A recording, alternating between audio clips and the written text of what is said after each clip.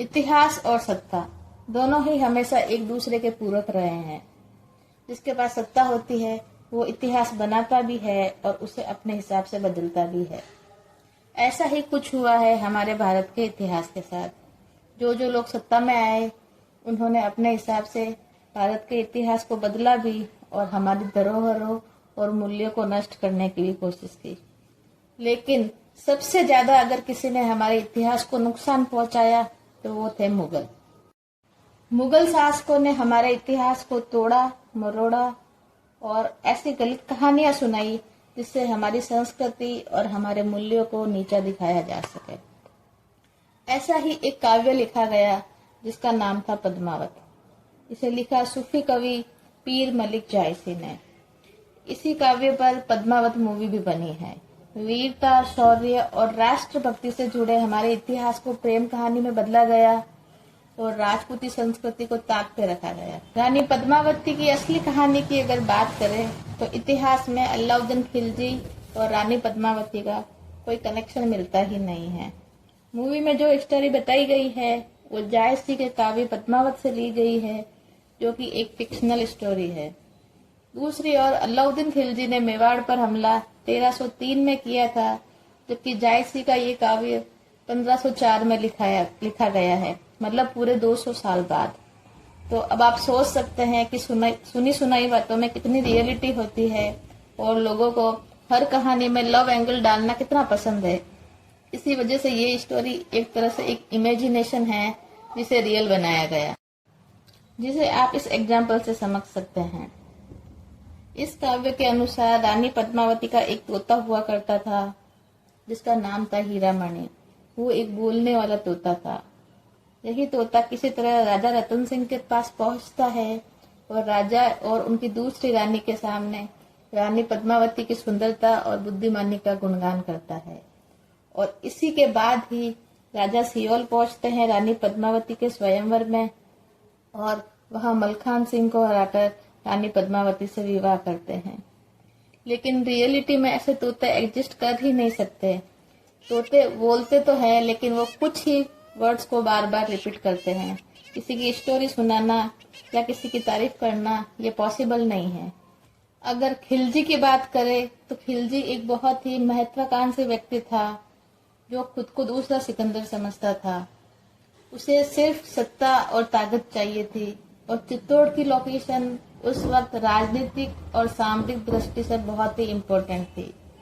दिल्ली से गुजरात और दिल्ली से मालवा जाने वाला रास्ता चित्तौड़ से होकर निकलता था और केवल चित्तौड़ के ही एक राजा थे जो उस वक्त उसको टक्कर दे सकते थे। इसीलिए अलाउद्दीन उनको हराकर चित्तौड़ पर कब्जा करना चाहता था और गुजरात और मालवा के व्यापार पर कंट्रोल हो सके, इसलिए भी बहुत जरूरी था कि चित्तौड़ को पहले हराया जाए। चित्तौड़ को हासिल करने के लिए खिलजी 8 महीने का इंतजार करता है और 8 महीने तक चित्तौड़ के बाहर अपना डेरा डालकर बैठा रहता है। मूवी में जो कैरेक्टर दिखाया गया है राघव चेतन का, वो भी एक फिक्शनल कैरेक्टर है। और जो अलाउद्दीन की शर्त रखी जाती है कि एक बार अगर रानी पद्मावती का चेहरा दिखा दिया जाएगा तो वापस लौट जाएगा, ये भी एक झूठी कहानी है। वीडियो में जो आप देख रहे हैं वो रानी पद्मावती का महल है, जिसके बाहर रानी पद्मावती खड़ी होती है और उसके सामने की तरफ रानी पद्मावती के सहेलियों या फिर दासियों का महल है। कहते हैं वहीं पर अलाउद्दीन खिलजी को खड़ा किया जाता है और शीशे में रानी पद्मावती की झलक दिखाई जाती है।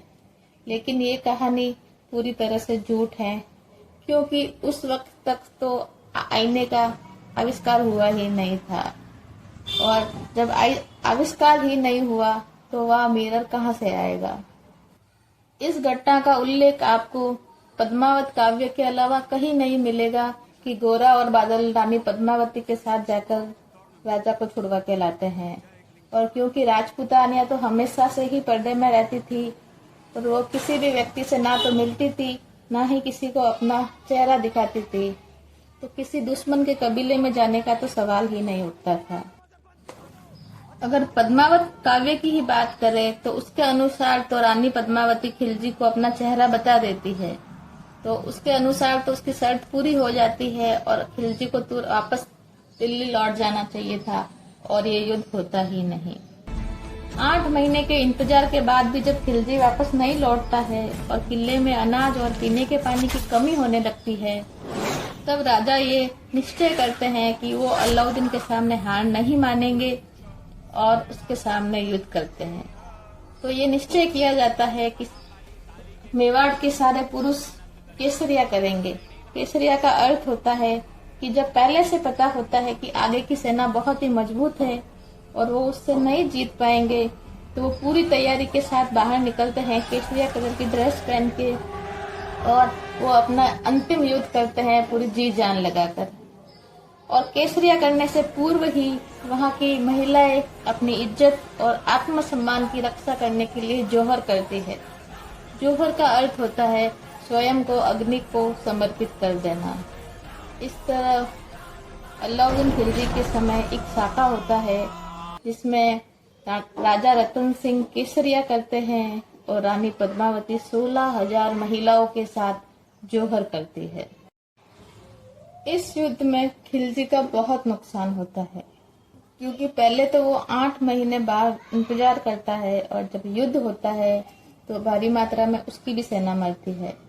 तो वो गुस्से में ये सोचकर महल में प्रवेश करता है कि वो वहां पहुंचकर राजपुताना महिलाओं का शोषण करेगा और उनका बलात्कार करेगा।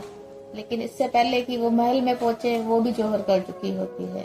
इससे वो और ज्यादा गुस्सा हो जाता है और वो वहाँ अपना गुस्सा आम जनता पर और महलों पर निकालता है। वहां पहुंचकर वो महल को तोड़ देता है, वहां के मंदिरों को खंडित कर देता है और महल में छुपे हुए 30,000 पुरुषों का वह एक साथ गला कटवा कर उनको मार देता है और बची हुई औरतों और बच्चों को उनको वो शोषण करता है, सेक्स स्लेव बनाता है और फिर उन्हें दिल्ली के बाजार में बेच देता है। कैसी विडंबना है कि इन मुगलों को हमें पाठ्य पुस्तकों और किताबों में पढ़ाया जाता है और उनका गुणगान किया जाता है।